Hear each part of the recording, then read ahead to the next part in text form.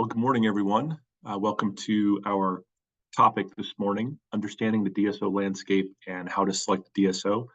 This is a topic I love speaking about this. I love educating doctors how this stuff works. There's a lot of misinformation and just unknown information. And the goal really with this presentation today is to walk you through a number of talking points and kind of decision-making criteria to help you better understand how to evaluate DSOs, how to understand the language that they're speaking in. We're going to go through some background information. We'll talk about financial information and EBITDA. What is it? How do you calculate it? Really, we'll dig into 8 of the more common problems we see with DSO models and different approaches to partnership, kind of elegant solutions for how to deal with some of those problems. Provide a little bit of information about ICON, and we'll wrap it up with just some questions to ask yourself, things to just consider in the decision-making process as you walk through and navigate. Is the timing right? Is this group right for you or that group? And so forth. A lot of information to cover, so let's go ahead and get started. So this first kind of thing that you may hear about is DSO versus an MSO. I think it's important to kind of just set the stage with a basic understanding of what this really is. So a DSO is a dental support organization or a dental service organization. It goes by both vernacular. An MSO is a management support organization. The difference is really ownership. Both types of organizations provide non-clinical support services to dental groups, to groups of practices. So marketing, IT, HR, payroll administration, maybe some assistance with collections, things like that. The difference is in a DSO, there's a shared ownership between the practices, the doctors, and the management team. And oftentimes there are investors involved with the DSO as well. Whereas an MSO is more of a kind of an arm's length consulting arrangement type of a thing. So there are some similarities and there are some distinct differences. We're really going to focus our conversation today on the DSOs with ownership.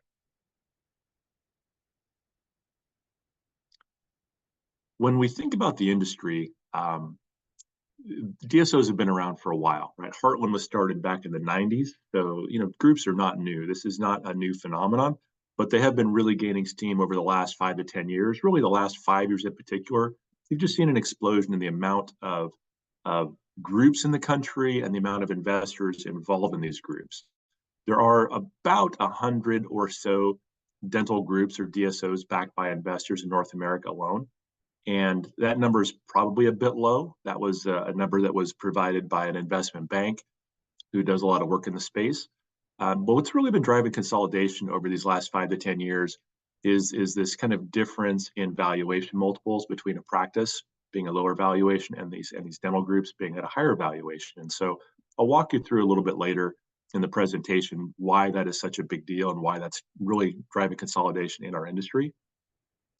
I'm going to walk through some data here as well that shows kind of the demographic breakdown of who's involved in groups and why. And you'll see specialists are more involved. You'll see kind of age breakdowns and things of that nature. It's pretty interesting stuff, actually. So these next 4 slides are that.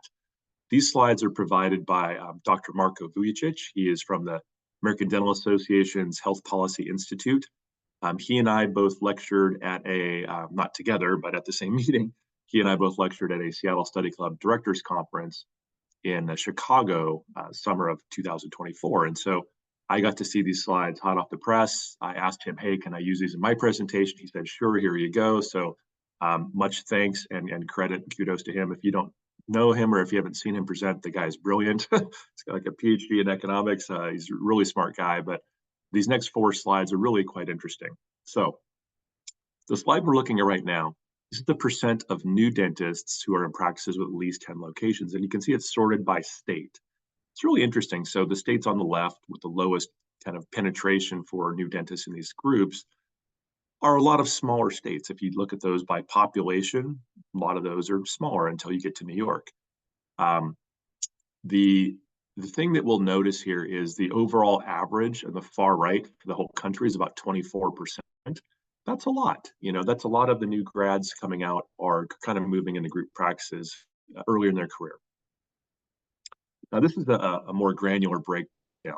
This shows, doctors who've been out of school 5 years or less, 6 to 10 years, 11 to 25, and then more than 25. And as you'll see, the younger the doctor, the more likely they are to be in a group. The same kind of state demographic you'll see along the bottom. The lower penetration states are a lot of the states with lower populations. And then as you get into the rest of the country, you see typically 15 to 25% involvement with the younger doctors. This is an interesting breakdown. So the DSO, really gained traction in the early days with general dentistry almost entirely for quite a long time. And then, 5, 6, 7, 8 years ago, you started seeing the emergence of a few specialty groups. And over the last 5 years, they've just come on roaring with a vengeance. They've really penetrated deeply into the specialties, and there's gaining a lot of momentum. It's really interesting. What we are seeing is, I think, the emergence of over time. I think you're going to see more groups that are actually multi-specialty. And our group, Icon Dental Partners, we are multi-specialty. We think that is really a smart way to do it. We can talk about that more a bit later. This slide is another interesting way to look at the demographic breakdown by age group. And this does it over time. So we're looking at from 2005 on the left to all the way to 2023 last year on the right. And what you'll notice is if we start at the bottom, the doctors under 30 years old, that kind of maroon colored line. 2005, there were 25% of those doctors at that age group under 30 that were in private practice. Today, it's about 9%. It has really dropped off. Very, very similar trend for doctors between 30 and 34. 55% in 2005, 32.5% last year. So you'll see similar trends when you get in the doctors and they're 35 to 44. Definitely a drop there as well, about a 15% drop. And then the older kind of mid-career and retirement age doctors, not as much. And so what this means, if you think about, play this forward 10, 15, 20 years, if this trend continues, the vast majority of doctors are going to be in groups in 15 or 20 years, maybe sooner. We'll see how this plays out, but that's where the trends appear to be heading. Okay, so that's trends and data and demographics. Now let's talk numbers. So when we think about a practice valuation, these have typically been based on a percentage of collections. So if your practice, is doing $1 million a year in revenue, you would expect to generate a purchase price of, let's say, between 70 to 100%. So 700,000, 800, 900,000 would be your purchase price, and that's based on your collections. Wasn't necessarily based on any measure of profitability or cash flow, really just based on your revenue. That is not how investors and dental groups think about a practice valuation. They look at more of the cash flow, or what we call EBITDA. EBITDA is an accounting acronym. It stands for earnings before interest, taxes, depreciation, and amortization. So interest, taxes, depreciation, and amortization are non-cash flow items. And so investors and groups and financial analysts, they like to look at EBITDA because it's a way to really compare apples and apples, business to business, industry to industry. So I can compare a dental practice with a flower shop, with a manufacturing company, with whatever. It's a way for an investor or a financial analyst to look at a business and say, okay, what is the return on investment? What's my return on capital if I put $1 million or $10 million into this business? The EBITDA gives them a sense of the cash flow that business actually can produce. And so this is why people tend to look at this when we're looking at building groups and investing in groups. This is why this metric is so important. I'm going to walk you through now a basic calculation for how EBITDA works. The actual calculation's a bit more nuanced than this, but this is kind of a good understanding anyway. So let's start with a practice. We'll say this practice is doing 1.2 million of collections of revenue, okay? The staff and the overhead, we're going to say, is about 60% of collections, which is, for a general dentistry, that's pretty typical, which would produce a gross profit of 40%, or in this case, $480,000. Now, the next piece of information we're going to look at is the doctor salary. When you have a private practice, of course, all the salary is a little bit of an arbitrary random thing. The doctor kind of sets their salary at whatever they kind of think they want it to be, talking with their CPA probably.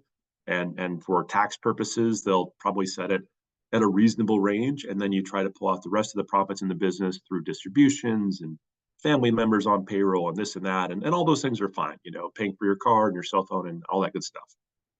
Nothing wrong with that.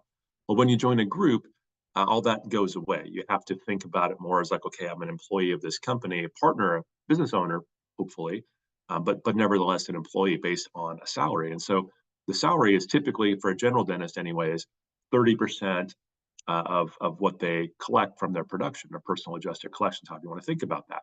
So in this case, we're going to say the doctor is doing $840,000 a year that they personally produce, and that's what's collected on what they personally produce, which is, let's say, 70% of revenue. So if we take 30% of that 840,000, their salary would be 252,000. So that's how people would look at this and analyze to kind of normalize doctor compensation. A lot of times, I'll caution anybody listening to this right now, a lot of times doctors will go to their CPA and say, hey, doc, or hey, Mr. CPA or Mrs. CPA, what's my EBITDA? And that's never correct in terms of how a DSO is going to think about it, because your CPA, they're going to just calculate your EBITDA as you currently are pulling out, payroll and salary and benefits from your practice. They're not looking at it in terms of normalizing your salary at a 30% level and treating the rest of it as EBITDA. So it's almost never the same number that your CPA will produce as how a DSO or an investor would actually calculate it. So if we have the gross profit, the 480, and we have the doctor salary, the 252, you subtract those from each other, and you have an EBITDA in this example of 228,000, which is about a 19% margin. Now that's pretty good, and that's pretty solid. Now in actual analysis, we would get a little more granular. We would look for things like add backs. So for example, are you running your automobile, through the practice? Very common thing to do. Nothing wrong with that. You probably should do that if you have a private practice. Personal cell phones, maybe family members on payroll, maybe some personal trips that you did, a CE trip to Mexico and took your whole family and you spent 10 grand, but you were in class for like 3 hours, right? That's not that ever happens, of course, but it's legal and legit. But those types of things are probably not going to be expenses going forward if you join a group. So those will be added back, meaning those extra expenses you've been running through the business, well, now you're going to get those added to your EBITDA, which is going to increase your EBITDA. It is always much better to have money taken out of the business in the form of stock, which is paid at a long-term capital gains and it's got a growth associated with it, versus salary, which will be an ordinary income. It has no multiplying effect. I'm not going to go into that math on this presentation, but I'm happy to cover that. If you have questions about that, just ping me afterwards. My contact information will be at the end. Okay. So this is the basic understanding of how EBITDA is calculated. Now, the next thing is understanding, now that we know the EBITDA, how do we come to valuations? And so if the EBITDA, like in that previous example, the EBITDA was 228,000. So what you'll see here is on individual practice, that would typically generate a 4 to 5 times multiplier. So again, to make the math easy, if the EBITDA was $200,000 exactly, and you got a 4 to 5 times multiple, that would make the purchase price 800,000 to $1 million in that example. Now, here's what's driving consolidation in our industry. As you get bigger, you get 4 or 5 locations. Now you're getting a couple million of EBITDA. Now you're getting a little bit higher valuation multiple. You get maybe 10 locations, 15 locations. You got 15 locations, something like that. Now you've got maybe 5, 6, 7 million of EBITDA. Now you're getting maybe an 8 to a 10 multiplier, and you get bigger and bigger, and the multiples keep kind of going up to a point. The larger groups, they'll be in EBITDA 20 million and above. They'll typically, in the past, they would get 13, 14, 15. More recently, with higher interest rates, maybe in the 11, 12, 13 range. But historically, this is kind of where things have been, more or less. So this creates an opportunity for something we call arbitrage. Now, arbitrage is not a nefarious, bad term. It's not illegal or anything like that. It's simply a term that describes a condition in a market. When you have an asset in a market that you can purchase for one price and it's instantly worth more on a different market or in a different arrangement, that difference in value is considered an arbitrage. So for example, let's say Icon, I'm going to make the math easy. Let's say Icon is worth 10 times EBITDA for our platform, and I buy a practice for 5 times EBITDA, okay? I buy Dr. Smith's practice for 5 times EBITDA. Well, as soon as Dr. Smith's partner practice, partners with Icon and becomes part of our platform, that practice functionally is now worth 10 times EBITDA. So we literally doubled the value of Dr. Smith's practice by simply putting it onto our platform. Now, there's tremendous wealth that can be generated by arbitrage. And in fact, tremendous wealth has been generated in our industry through lots and lots of arbitrage. And this is why a lot of investors have gotten involved in our industry. Where DSOs get in trouble is it's all about the arbitrage and it's not about operations, execution, taking care of patients. We're going to talk about that certainly a bit more coming up.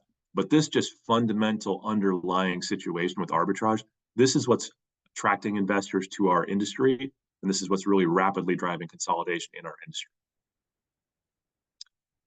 So in addition to the arbitrage, there are other things that a group has an advantage over that can really help them generate a significant financial return, at least an opportunity for a significant financial return.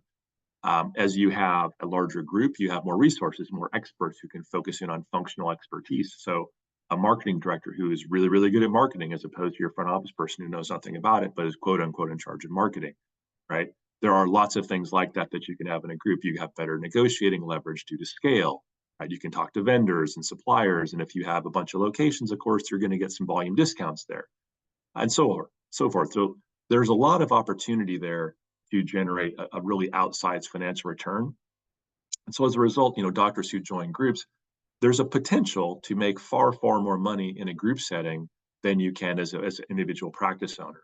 Even considering, okay, I'm taking a salary at 30% of my collections, my day-to-day take home is less, you can actually still make way, way more money. Not that you're guaranteed to, but in a group that's properly managing their finances, they're keeping their debt ratios in line, they've got a solid growth rate, they've got good margins. If they know the main KPIs that you really need to optimize a practice in a group, you can do tremendously well. So the next thing is I get questions, I've talked to hundreds and hundreds of doctors over the years about groups when we were consulting and now, building Icon and growing Icon. Sometimes I'll get a question from doctors, well, you talked about this arbitrage and these difference in multiples. Is that a bubble? It sounds like a bubble to me. And the short answer is no, it's not a bubble. So these valuations are really based on fundamentals of how businesses are evaluated and valued. So if you look at any business that's doing 100 million, 500 million in revenue, and it's got, 18, 20% margins, whether it's a retail company, a software company, a dental group, whatever, if you're just purely looking at financials, those types of businesses are typically going to be valued in the 13 to 15 to 20 times EBITDA range. Certain industries tend to get higher multiples, like software and social media and things that have high margins and can be really scaled rapidly.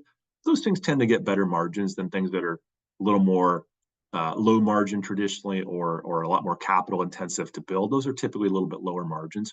But in general, dental groups, once they hit a certain scale, they're just kind of valued among peer organizations with similar financial situations. So no, these are not bubbles at all. This is how businesses of these sizes are evaluated. So if I'm an investor with $1 billion of capital to deploy, I'm looking across all these industries and I'm looking at multiples and margins and the opportunities. They're all going to be evaluated basically in a similar sense. So hopefully that makes sense. But no, they're definitely not bubbles when you get larger. The next thing I want to shift gears here, and this is really, I think, a really important part of what I'm going to try to communicate today, is there are a number of things that have evolved over the years that we really consider to be just subpar, broken, the wrong way to do it. And it's not just my opinion, this is shared by the vast majority of doctors I've ever spoken with about their involvement in groups. I'm going to walk through 8 of the most common, I think, problems or shortcomings and kind of some elegant solutions we think how to address those things. So the first thing we think is a problem in the industry, in a lot of groups anyway. There's a misalignment of incentives between doctors and the executive team and then the investors. And this has to do a lot of times with different categories of stock. So oftentimes with an investor-backed group, the investors will have a certain category of stock at the holding company, and doctors will be given maybe some holding company stock, but the rest of the stock will be like a joint venture level, which is maybe based on a regional geography, or at the practice level, or some combination thereof. The reason investors like to do that is typically the holding company is going to get the best financial returns. And so the more of the shares that are, of the non-investor shares that are not at that holding company, the better it is for investors. The flip side of that coin is the worse it is for doctors. And so when we designed our model, we spent about 18 months, we interviewed over 200 doctors, and there were many, many things that came to light in terms of their frustrations and concerns with group models. And this was one of them. So what we decided to do, many innovations we decided to do, but this is one of them. all of the doctors in our group have all of their stock at the holding company level. That way, it's just very clear. Everybody's totally aligned. Everybody's at the same category of stock with same economic returns. It really creates very, very much a fair and full alignment between all the shareholders. The next problem, so control, right? A lot of times in these groups, the investors and or the executive team have a lot of control in how the board is structured and the decision making. And so a lot of times, clinical considerations are not really treated as important, as critical to the success, quote unquote, success of the business. Depends how you define success. Investors think of it in terms of money. The rest of us who work in the industry tend to think of it in terms of patient outcomes, clinical excellence, and that kind of thing. That's another misalignment. So if you have control issues, how do you address that? Well, at Icon, we don't have investors. So our doctors we have given our doctors majority control of the board. And in fact, we have 5 people on the board of directors at Icon, and 4 of them are doctors. The only person who's not a doctor is me. So that's how we've structured that. And so that gives doctors a major seat at the table. They have a lot of say in the direction and operations and major decision-making in our company. And this is not just kind of me telling the doctors, hey guys, guys and gals, here's how this is going to work, and just trust me, it's going to be okay. We define all these things in our operating agreement, so everything's legally defined. And it's, if you're talking with a group and they say, yeah, doc, yeah, you'll have control, or you'll have this, or you'll have that. If it's not legally defined in the agreement, it's not. So it's got to be legally defined if it's actually going to be real. Similar with investors and executive team, a lot of times this is very, very common in the group practice space, where the quote unquote corporate team, the executive team and investors still have control over staffing at the practice level. And so what happens a lot of times is, doctor sells to a group, everything's good for a few months. Then there's a visit from the executives like, hey, doc, we noticed that Sally, your office manager, she's making $85,000 a year. We're actually going to bring in Jennifer over here. She makes $50,000 a year. So we're going to save $35,000 on our EBITDA. And, we're going to make a few other changes over here. And all of a sudden, what the doctor thought they were signing up for is not what's actually happening. And again, if it's not in legal documents, then these things can happen. And so we decided to be very, very clear and transparent. And so our doctors have full control over all clinical decisions and all practice staffing decisions. So hiring staff, firing staff, setting their pay, setting their benefits, that's fully controlled by the doctors. And all this stuff is clearly defined in our legal documents. So even if I wanted to someday go in and fire Sally and hire a cheaper office manager or whatever, I can't. And we can't. And that's by design, because our doctors are the business partners. They should not be, kind of told what to do. Another problem. So a lot of times in a group, most of the benefit from growth goes to the DSO. So if a practice, joins a group and they're on a nice growth trajectory and they're growing their profits or growing their EBITDA, that does benefit the doctor, because, the more EBITDA is flowing up to the group and it's driving up the value of the stock, but it's more of an indirect benefit. Because if you're doing a great job of growing your practice, but the doctor across town isn't growing at all, you're both basically getting the same benefit on the stock. And so that can kind of create a little bit of tension and misalignment between doctors to kind of be on equal footing. So we did something that's very unique. We decided, okay, at the start of every year, we're going to look at the EBITDA growth year over year. So let's say we're looking at, let's say it's 2025, and we're going to look at the 2024 EBITDA compared to the 2023 EBITDA. If there was growth, then we would issue additional shares to that doctor based on that growth. And we have a formula for doing that. And it's very fair and generous. And the doctors love it. And so in this unique approach, what it means is if a doctor, is like, oh, I don't know if I should join right now, I'm really growing. In our model, it doesn't matter. Like, you're going to get rewarded for those shares every year. So they're for that growth every year with new shares. So unlike most DSO models, where if you're really doing a great job, you're getting an indirect benefit, but it's mostly accruing to the DSO. In our model, yeah, the DSO still benefits because, of course, your EBITDA growth is helping everybody, but you're also getting a direct benefit because you're getting granted additional shares based on that growth. That is very unusual. I don't know of too many DSOs, if any, that are doing that, but we think it's a really cool way to reward doctors for their continued efforts and growth. Another thing that we see that used to be more of a problem, some DSOs are starting to solve this a bit better, but a lot of them don't really invest sufficient resources into helping doctors developing clinical skills and actually, I would say, leadership skills as well. We just think it's critically important. So we encourage all of our doctors, our general dentists, and our specialists, be involved in study clubs, be involved in CE training, advanced CE training. We've actually developed our own ICON Training Institute for a lot of in-house knowledge, not only for the doctors, but for the team members, so the assistants, the hygienists, the office managers. They can get best-in-class training to be really good at their jobs, or also get cross-trained for potentially new jobs within the company. And then also we have a really cool exclusive partnership with Seattle Study Club. We're the only DSO in the country Seattle Study Club is partnered with. And the reason they've given us this exclusive partnership is we're very much aligned in how we want to think about the future of dentistry, putting clinical first, putting doctors first. Clinical outcomes are high priority.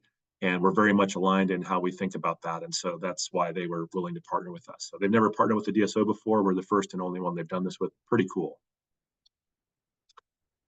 So another one, most DSOs paying too high of a percentage of cash up front, and it puts them in a bad position. So what they'll do is they'll cash out doctors at 65, 70, 75% up front, and they roll 25 to 35% into stock. And that's fine for a while, but eventually you're going to run out of cash. And so if you've been in the DSO industry for any length of time and you're listening to this, you know what I'm saying is true. Over the last year and a half, if you go to any DSO conference, everybody's talking about same store growth, right? Practice level, same practice growth. The reason is what I'm about to show you. They've run out of money and now they can't do acquisitions. And so they don't have a choice but to focus on organic growth. Well, you should always be focusing on organic growth. But the problem is a lot of DSOs have mismanaged their financial approach. And I'm going to explain what I mean by that. What we did is we really carefully designed our financial model to allow us to not only not have investors for potentially quite a while, but to be able to have really solid, strong growth and bring in our doctors. Our model fully aligns our doctors, it fully rewards them, and it allows us to grow with bank financing without the need of investors for quite a long time. Now, if in the future, very likely at some point, we probably will partner with investors. At some point, it'll make sense. But at that point, we'll have such a track record of growth and success and such a strong balance sheet by how we structured this that we'll be in a very strong position to negotiate with a future investor. In fact, we were recently speaking with a number of banks about our approach. And this is a quote from a senior vice president at a large bank who does a lot of lending to DSOs. And they said, Ian, the ICON model is exactly right. Said most DSOs are way over leveraged, and banks like us, we're turning away from financing this type of approach. He said, the days of our bank funding 65 to 70% cash out to doctors upon acquisition, those days are long gone. We do not do that anymore. DSOs need to understand financing better because so many of them are making this mistake and they're struggling with cash flow. And so I'm going to illustrate exactly what he's talking about here, how we've designed this. So let's say we've got just a simple model here. We say we've got a practice that's doing $1 million in collections and revenue. They've got a 20% margin, which means their EBITDA is $200,000. Okay. In this example, again, to make the math nice and easy, we'll say, okay, they get a purchase multiple of a 5, which is fairly typical, which gives them a purchase price of $1 million, so which is about 100% of collections in this example. Okay, so far we're exactly the same between a traditional approach and ICONs. Here's how you're valued. Here's your purchase price. Okay, here's where the differences begin. So in a traditional model, the doctor would get $650,000 in cash, 65% up front, and then they would roll $350 into stock. And for doctors that are looking to, retire in the short term, it's probably a nice model. We're trying to build something for the long haul. So we're looking for doctors that want to work another at least 5, but ideally 7, 10, 15 more years. And so, yeah, sure, cash out some money now, but let's really build something for the future. So our doctors will cash out a maximum of 30% up front, and then they're going to roll at least 70% in equity, so $700,000. Let's look what this means. Now, when you go to a bank, especially with interest rates at elevated levels like they've been for a while, the debt ratios you want to be are in the 3 to 4 range, okay? What I mean by that is, so if you have $10 million of EBITDA in your group, you're going to want to stay like $30 to $40 million of debt leverage. You don't want to go above that because then you start getting into potential problems where as interest rates go up and if your margins drop off a little bit, then you find yourself in a real struggle bus to service your debt payments. And that's where a lot of DSOs are right now. So let's look at this in terms of if we want to be a bit more intelligent about our approach and conservative, let's not over lever ourselves, not over leverage ourselves, right? Let's just say, okay, let's look at what a 3 multiplier looks like. So if we have 200,000 of EBIT in this case, we could eventually get, bank financing for like 600,000 on a practice like this. Now, if we're going to pay out $650,000, but we got 600 from the bank and we're giving the doctor 650, we're kind of going negative 50,000 in that example. So eventually, if that's your model, which is the traditional DSO model, eventually you kind of whittle away at your capital and you're kind of stuck. And then it's hard to grow. Now you have to have an investor. Whereas in our model, we get 600,000 from a bank, but we're given 300,000 to the doctor. Well, we actually put $300,000 on our balance sheet to go out and do more acquisitions. And so in our model, it allows us to grow for quite a long time. And our doctors can cash out more shares down the road. We'll certainly explain that to people if they're interested in learning more about our model. But they can cash out those shares and they can get to that percentage cash out eventually. But what it allows us to do is doctors are really functionally, doctors are our investors. This is why they have such a huge ownership and control at Icon. Is it's built for them, it's run by them, and it's significantly beneficial for them financially. And this is one of the ways in our financial model that we've done that's pretty clever, that allows us to really grow significantly without the need for investors, at least for now.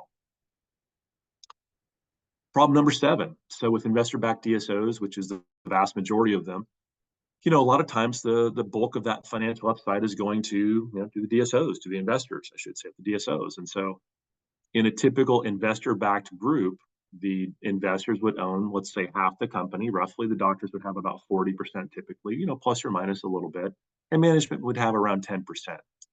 In our model, as I was just explaining, the doctors functionally are our investors because they're rolling in more chips on the table. They're rolling 70% or more of their equity. So we basically treat them like our investors. They're not like physically investing cash, but they're investing their practices to some degree. And so we said, well, let's give the doctors 90% ownership.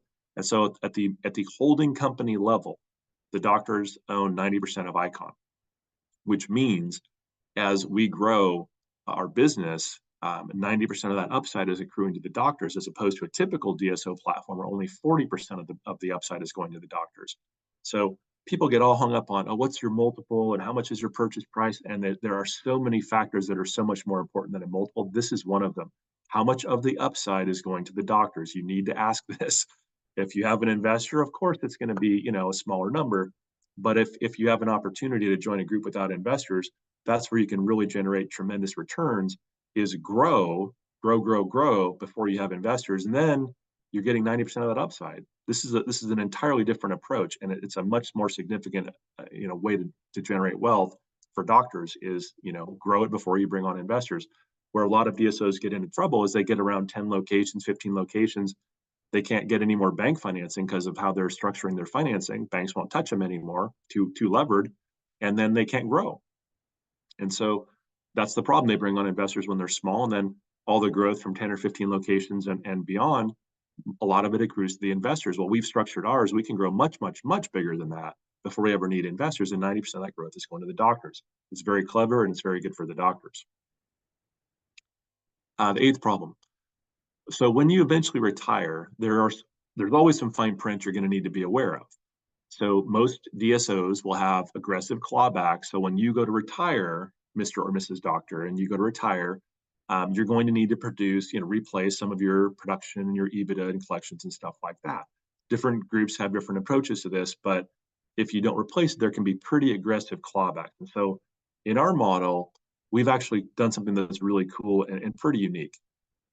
So we allow our doctors to go down to a pretty flexible, pretty part-time work schedule and hold on to their stock. And what this does, it creates several benefits for us internally at Icon. We really like this approach. Our doctors really like this approach. And it really creates time and space for new doctors to ramp up so the retiring doctors can ramp down. And so then when we hit the kind of agreed upon thresholds, then the retiring doctors can fully cash out the value of their shares, which is really nice. And so it's a really, again, kind of a clever, elegant solution to a problem that's plagued the industry for a long time. You may not hear about this problem much because it only affects doctors when they retire. And so they may be pissed off in retirement, but they're not at a dental meeting telling you about it. So it happens. You may not realize how much it happens, but it happens.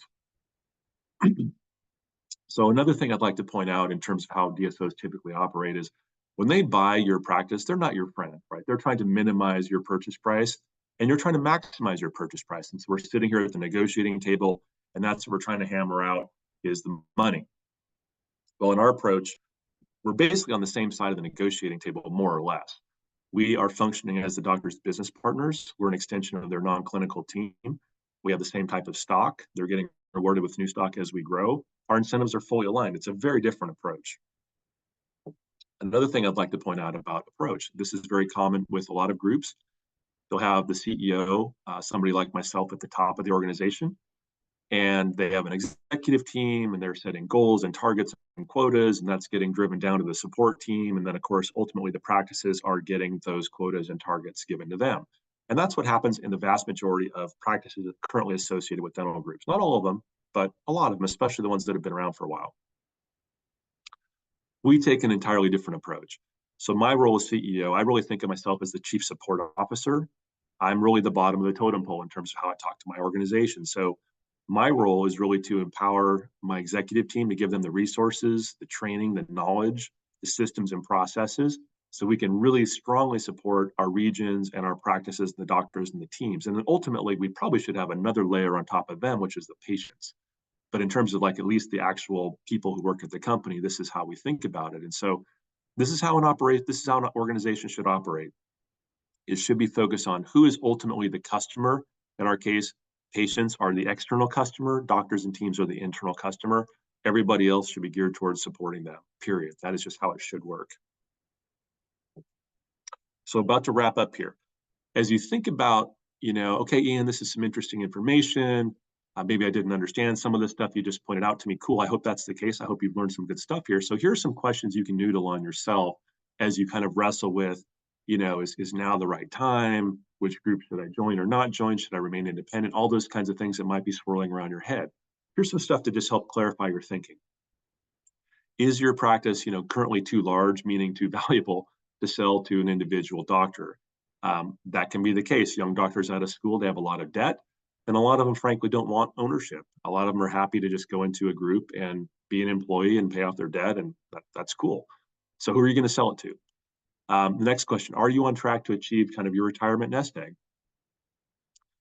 You have your number, whatever that number is. Everybody's got a different number, but if you're on track, awesome, congratulations. And if not, maybe there's something you need to think about there. But even if you are on track, you still should always be thinking about, well, just from a fiscal responsibility, is there a better use of my resources and my ability to generate a retirement egg, nest egg? So something to think about. If you have an associate doctor or associate doctors, plural, do they want equity? A lot of times in private practice, that's not the case, where the owner doctor necessarily doesn't always want to give equity to the associates, the junior doctors. And so in our model, we would like all doctors to have equity. We feel that that engenders a much better mentality, buy-in. They're more productive. They're more bought into helping the business improve and innovate. And so we always like the doctors to have equity. But in your private practice, is that something that you can currently offer them? How much longer do you want to work, full-time versus part-time? And also, how burned out are you, right? I talk with a lot of doctors, and yeah, the financial piece is exciting and interesting in a group model, potentially, right? But the other thing that stands out a lot of times in these conversations is just a non-clinical burnout, right? Oh man, I'm tired of dealing with HR and staffing, and hygienists are so expensive now, and IT and hacking and ransomware and all this stuff, marketing, and just all the different things that a doctor has to wear. You wear a lot of hats as a doctor who's an owner of a practice. And so a lot of that non-clinical stuff can be delegated if you partner with a fully functioning dental group, DSO, who's really got a full support team. They can take all that stuff off your plate. So something to think about. And last but not least, what's your plan to deal with increasing cost and competition in the market? Another thing to consider, right, is there's power in numbers, there's power in scale and banding together.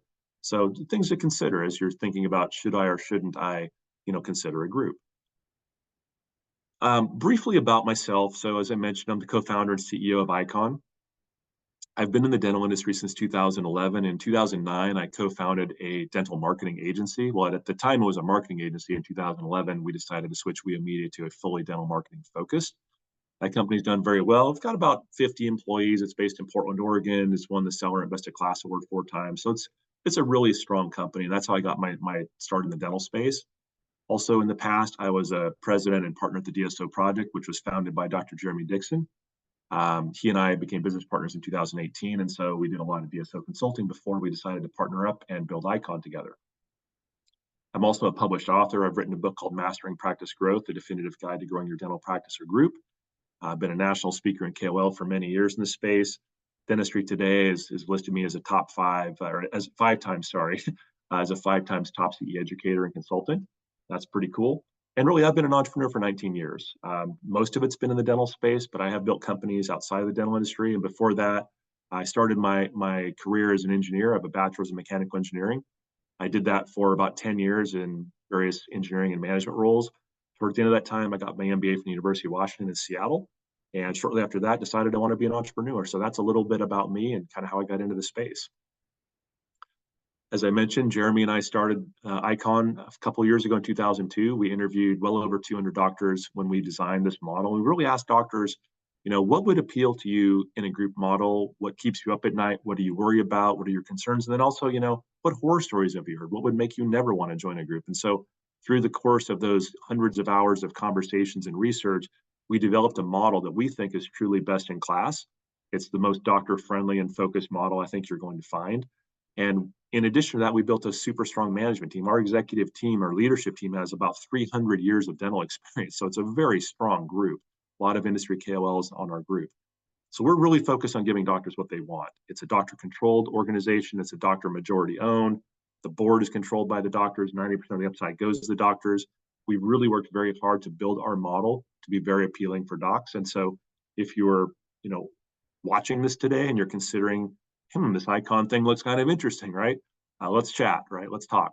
Here's my cell phone. Send me a text. Here's my email. Send me an email. Or you can just go straight on my calendar link there, calendly.com/my name. Love to chat with you. There's a lot more to the Icon story that I certainly didn't cover today. And I would love to tell you that story. So if you have any interest, please reach out. And I hope this was, at the very least, informational, and hopefully you learned some good stuff here today. Thanks for your time.